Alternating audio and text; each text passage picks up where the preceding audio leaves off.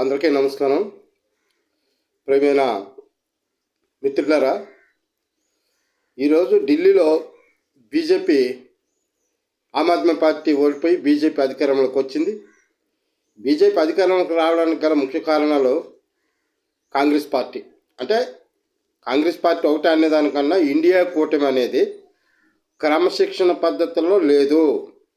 అసలు ముఖ్యంగా కాంగ్రెస్కి కళ్ళు నెత్తి మీద ఉన్నాయి, మామూలుగా ఏమి లేవు. వారు మొదటి నుంచి కూడా సక్రమైన పద్ధతిలో ఇండియా కూటమిని నడపలేదు. గతంలోనే ఇండియా కూటమి అధికారంలోకి రావాల్సింది, కానీ దానికి తీరి తినదనం లేక, క్రమశిక్షణ లేక, పద్ధతిగా వ్యవహరించకపోవడం వల్ల సీట్లు పంపకాల దగ్గర కానీ లేకపోతే ఇతర అంశాల మీద కూడాను సక్రమంగా అందరినీ కూడా సమావేశపరచుకొని మరి జరపలేదు. కాబట్టే గతంలో కూడా నష్టపోయింది. అప్పటికీ కాంగ్రెస్ మీద చాలా వ్యతిరేకత ఉన్నప్పటికీ ఏ రూపంలో ఒక కూటమిగా ఏర్పాటు అయిన తర్వాత ఖచ్చితంగా పెద్ద పార్టీగా ఈ దేశంలో ఉన్నటువంటి కాంగ్రెస్ పార్టీ ఒడిదొడుకులకి తలొగ్గి ఏదేమైనప్పటికీ కూడాను ఆ ఇండియా కూటమి ముందు తీసుకురావడంలో పూర్తిగా విఫలమైంది. అందుట్లో మరి రాహుల్ గాంధీ కూడా సరైనటువంటి నాయకుడు కాదని, కుటుంబ పాలనని బీజేపీ దాన్ని తిప్పికొట్టింది. మరి ఇప్పుడు కూడా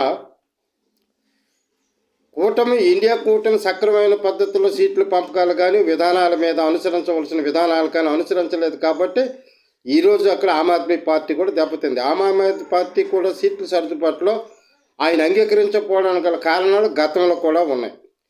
మరి ఇలాంటి సంఘటనలు బీజేపీకి లాభం కూర్చింది. మరి ఈ విధంగా వాస్తవంగా చెప్పాలంటే గొర్రె ఎవరు నమ్ముతుంది? కషాయాన్ని నమ్ముతుంది, మామూలుగా నమ్మదు. గొర్రె ఎవరు నమ్ముతుంది అంటే ఆడు ఎంత పెంచినా ఎంత జాగ్రత్త చూసుకున్నా చివరికి కట్టికోటనే నమ్ముతుంది. ఈరోజు పరిస్థితి కూడా ఇండియా కూటమి ఎంత బలంగా ఎన్ని చక్కదిద్దుకున్నప్పటికి కూడా మరి ఎక్కువగా నష్టం ఏంటంటే కాంగ్రెస్ వల్ల. మీకు ఉదాహరణ చెప్తాను. భారత కమ్యూనిస్ట్ పార్టీ సిపిఐ వామపక్షాలు కూడా గతంలో 1972-76లో కూడా వామపక్షాలు నష్టపోవడానికి కాంగ్రెసే కారణం.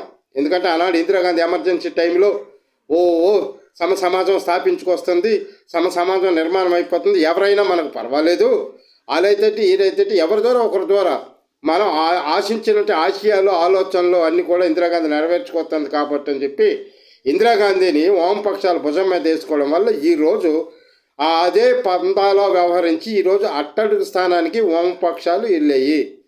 దాని తాలూకు ఎఫెక్టే ఈరోజు కూడా వామపక్ష పార్టీ